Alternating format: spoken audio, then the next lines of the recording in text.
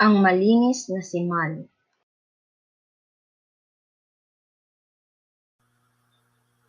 Hindi inaasahan ng marami ang pagdating ng COVID-19. Tinawag na itong pandemya sapagkat naapektuhan ito ang halos lahat ng mga bansa sa buong mundo.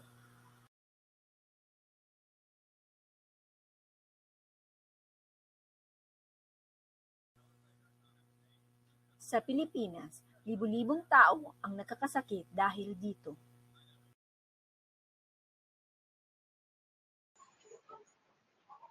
Bago magka-COVID, naglalaro ang magkakapatid na Mal, Ana at Kate tuwing walang pasok.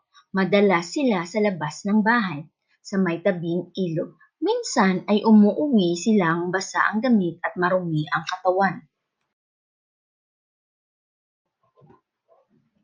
Tuloy na silang kakain. Sarap na sarap sila sa hotdog, fried chicken, french fries at iba pang dilatang ulam. Sanay silang nagkakamay upang mas masarap ang kain.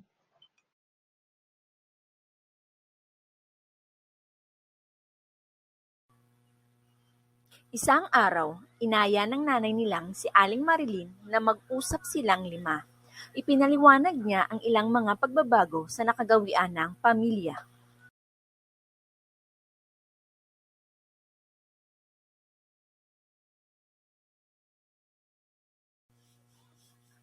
Hindi na sila pinapayagang lumabas.